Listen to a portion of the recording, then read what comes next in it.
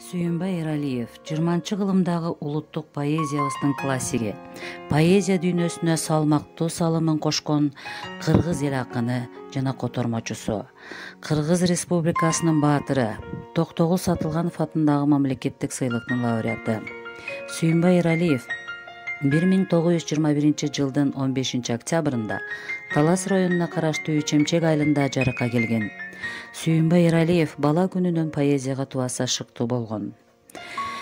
Сүйүнбай Эралиевдин бийик поэзиясынын табияты жана философиялык көркөмдүүлүгү акындын согуштун оор учурун баштан кечиргендигинде турат.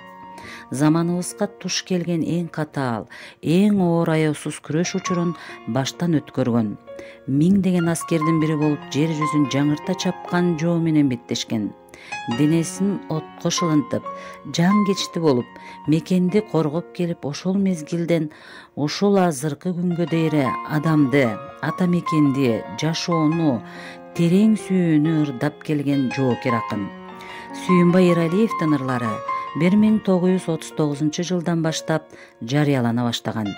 1944 жылы армиядан кайтып келгенден кийин сталиндик жеңиш, лениндик туу гезиттеринде иштеп жүрүп, ыр жазуусун улантат да 1949 жылы биринчи жаңырык, 1950 жылы туулган жер аттуу жыйнактары жарык көргөн. Сүйүнбай Эралиев кыргыз поэзиясында биринчи болуп эркин ыр формасын 1966 жылы жазылган Жылдыздарга саякат поэмасында чеберчилик менен пайдаланган. 1959 жылы Акым өр, Көк сулуу, Жаңыл мырза поэмалары элдик фольклордон алынган өзүнчө бир дүнүйө.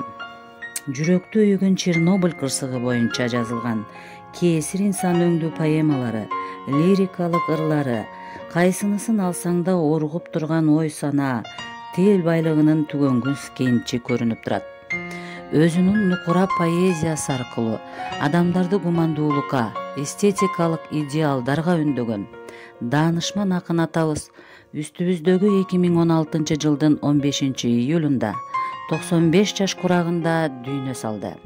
Сөөгө аларча көрүстөнүнө сый урмат менен коюлду. Сүйүнбай Эралиев узак жана жемиштүү өмүр сүрдү. Ал өзүнүн эли жерине бай рухий мурас калтырды.